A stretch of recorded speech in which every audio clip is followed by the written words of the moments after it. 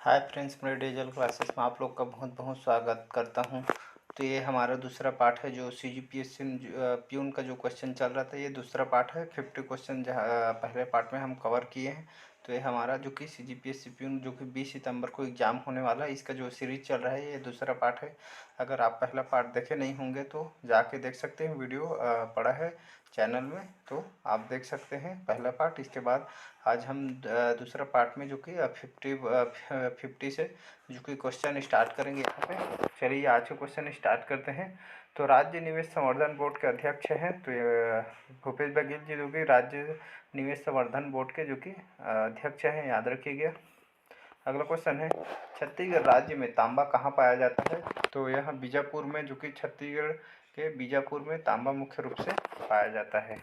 अगला क्वेश्चन है, छत्तीसगढ़ सरकार द्वारा इस विषय पर डाक टिकट जारी किया गया है।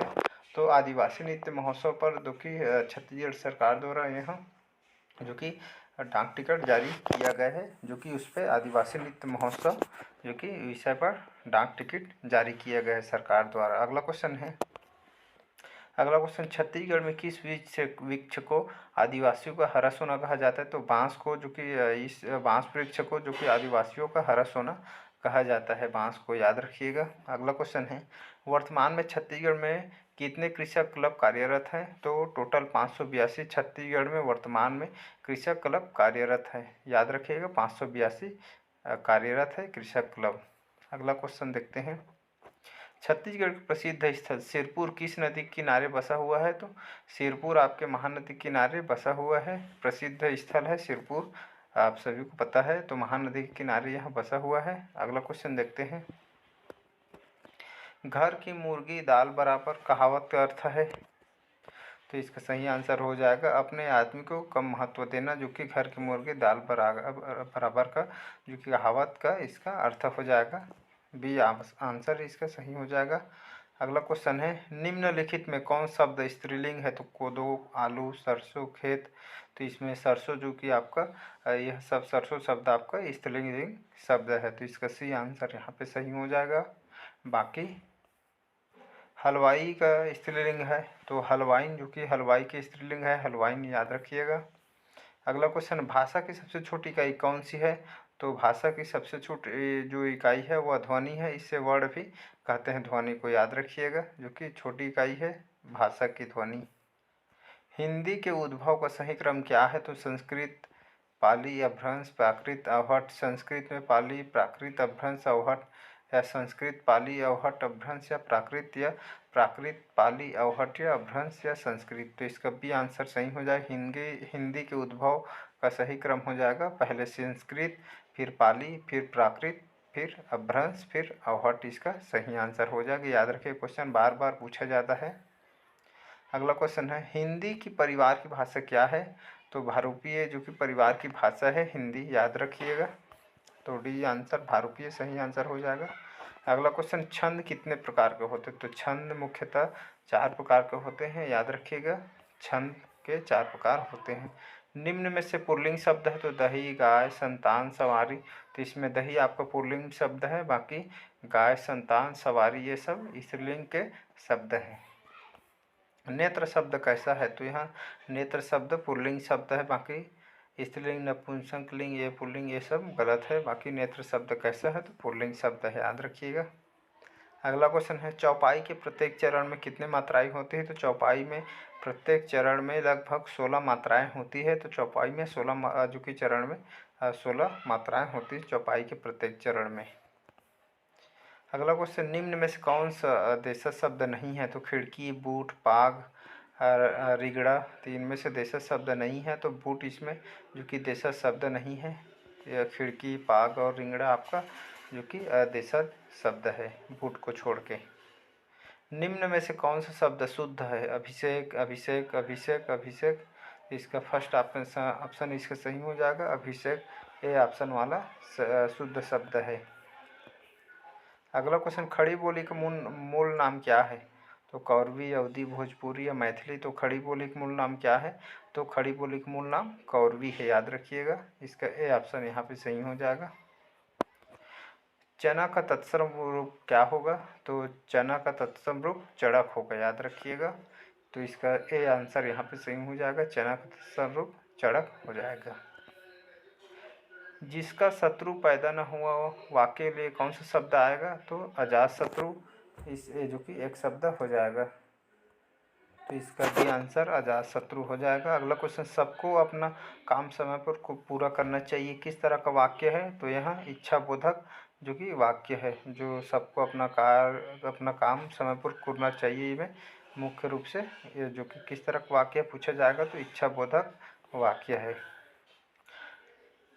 चिरंतर का विलोम शब्द होगा, तो चिरंतर का विलोम शब्द नस्वर होगा, याद रखिएगा, नस्वर इसका चिरंतर का विलोम शब्द सही आंसर हो जाएगा। छत्तीसगढ़ी शब्द झलफुलहा का अर्थ क्या होता है?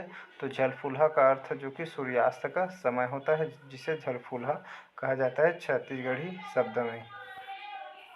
अगला क्वेश्चन, छत्तीसगढ़ी अवयव चुने हैं, तो यहाँ संझा को जो छत्तीसगढ़ी अवयव, संझा आपका छत्तीसगढ़ी अवयव हो जाएगा।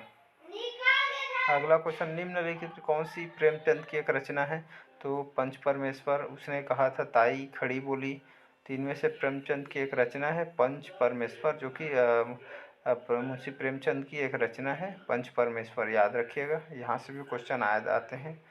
वीर रस का स्थायी भाव क्या है? तो रति, उत्साह, हास्य, परिहास, तो वीर रस का स्थायी भाव आपका उत्साह हो जाएगा। अगला क्वेश्चन है, अमीर खुसरो ने किसके विकास में अग्रणी भूमिका निभाई है? तो ब्रजभाषा, खड़ी बोली, अवधी, भोजपुरी, तो अमीर खुसरो ने जो कि खड़ी बोली के जो कि अग्रणी भूमिका इन्होंने निभाई, तो इसका बी आंसर सही हो जाएगा। अमीर खुसरो ने खड़ी बोली विकास में उन्होंने अग्रणी भूमिका, मुख्य योगदान निभाई थी।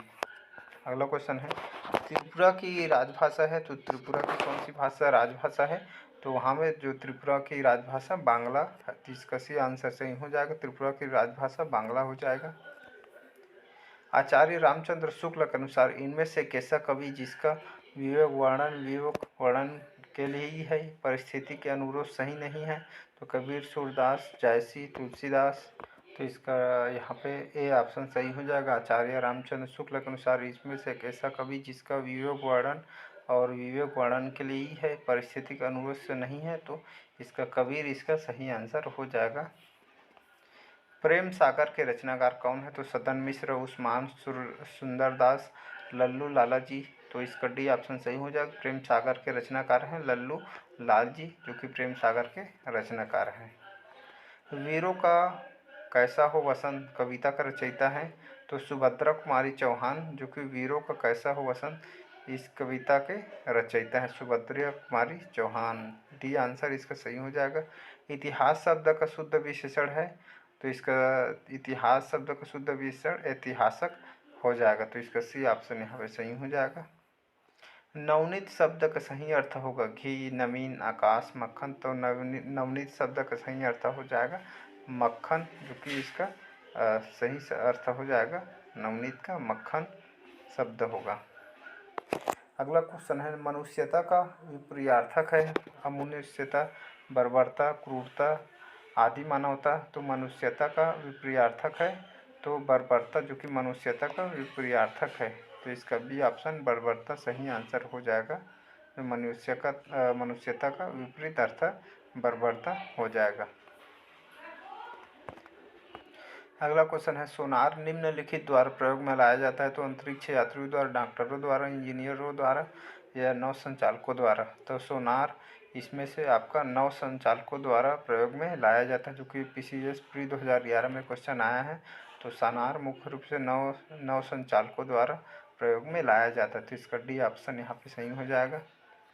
भूकंपों से अर्थक्वेक्स की तीव्रता मापी जाती है, तो इसका रिएक्टर पैमाने में, जो भूकंप की तीव्रता रिएक्टर पैमाने में मापी जाती है, जिसे अर्थक्वेक्स कहते हैं, तो रिएक्टर में नापा जाता है। अगला क्वेश्चन है, वायु की गति निम्नलिखित में से द्वारा नापी जाती है, तो barometer, anemometer, hydrometer, wind vane, तो वायु की गति निम्नलिखित में से किसमें मापी जाती है? तो एनेमोमीटर द्वारा नापी जाती है, तो इसका बी ऑप्शन सही हो जाएगा एनेमोमीटर। गायत्री मंत्र किस पुस्तक में मिलता है? तो उपनिषद, भगवद गीता, ऋग्वेद, यजुर्वेद। तो गायत्री मंत्र जो कि मुख्य रूप से आपके ऋग्वेद पुस्तक में मिलता है, तो ऋग्वेद इसका सही आंसर हो जाएगा। अगला क्वेश्चन है, पुराणों की संख्या है? तो पुराणों की संख्या टोटल 18 संख्या होती है पुराणों की। अगला क्वेश्चन, निम्न में से किस बौद्ध साहित्य महात्मा बुद्ध के नैतिक शिक्षा एवं सिद्धांत संबंधित प्रवचन संकलित है? तो सुत्त पिटक में इसका सही आंसर हो जाएगा। तो सुत्त पिटक में बौद्ध साहित्य में महात्मा बुद्ध की नैतिक शिक्षा एवं सिद्धांत संबंधित प्रवचन संकलित है सुत्त पिटक में, तो इसका डी आंसर सही हो जाएगा। अगला क्वेश्चन है, तीर्थंकर शब्द संबंधित है? तो यह मुख्य रूप से तो तीर्थंकर शब्द जैन से संबंधित है, तो इसका डी आंसर सही हो जाएगा। अणुव्रत सिद्धांत का प्रतिपादन किसने दिया है? तो जैन धर्म ने, जो कि अणुव्रत सिद्धांत का इन्होंने प्रतिपादन किया है जैन धर्म ने, तो इसका सी आंसर सही हो जाएगा। मापनीय किसका एक संप्रदाय है? तो बौद्ध धर्म का जो कि एक संप्रदाय है जो कि मापनीय, तो यह एक संप्रदाय है बौद्ध धर्म का। अगला क्वेश्चन है, निम्नलिखित में कौन सा प्राचीन काल में शैव संप्रदाय है? तो मत्तमयूर में, इसका भी ऑप्शन सही हो जाएगा। मत्तमयूर में जो कि प्राचीन काल में शैव संप्रदाय था, तो इसका भी ऑप्शन सही हो जाएगा। अगला क्वेश्चन, भागवत संप्रदाय में भक्ति के रूपों की संख्या लगभग 9 मानी गई है। तो भागवत संप्रदाय में भक्ति के रूपों की संख्या 9, इसका सही आंसर हो जाएगा। तो भक्ति रूपों की संख्या 9 है। निम्नलिखित में कौन सा सदिश नहीं है? तो बल, संवेग, ऊर्जा, वेग। तो इनमें से सदिश राशि नहीं है, तो ऊर्जा इसमें सदिश नहीं है, बाकी बल, संवेग और वेग आपका सदिश राशि है। अगला क्वेश्चन है, रामायण के किस कांड में राम और हनुमान की पहली भेंट का वर्णन है? तो किष्किंधा कांड में, जो कि रामायण के जो कि यहाँ पे किष्किंधा कांड में जो कि भगवान राम और हनुमान जी की पहली भेंट का वर्णन किष्किंधा कांड में इसका वर्णन किया गया है रामायण के, तो इसका ए ऑप्शन सही हो जाएगा। अगला क्वेश्चन है, चंद्र ग्रहण कब होता है? ये क्वेश्चन बार बार आता है। तो जब पृथ्वी, सूर्य एवं चंद्रमा के मध्य आ जाता है तो चंद्र ग्रहण होता है, तो इसका बी ऑप्शन सही हो जाएगा। पृथ्वी जब सूर्य एवं चंद्रमा के मध्य आ जाता है तब चंद्र ग्रहण लगता है, याद रखिएगा। क्वेश्चन को यहीं तक रखते हैं, वीडियो लंबा हो जाएगा इसलिए क्वेश्चन यहीं तक रखते हैं। और डेली बेस पे पढ़िए, और SI की एग्ज़ाम आने वाला है। अगर 20 सितंबर से आपका जो कि CGPSC प्यून का एग्ज़ाम आने वाला है, इसलिए ज़्यादा से ज़्यादा क्वेश्चन अटेंड करिए, ताकि आपको ज़्यादा क्वेश्चन करेंगे तो आपको क्वेश्चन आपको डायरेक्ट एग्जाम में देखने को मिलेगा। तो आज से कैसा लगा क्लास कमेंट करके ज़रूर बताइएगा। तो चलिए, बस आज के लिए इतना ही। Thank you.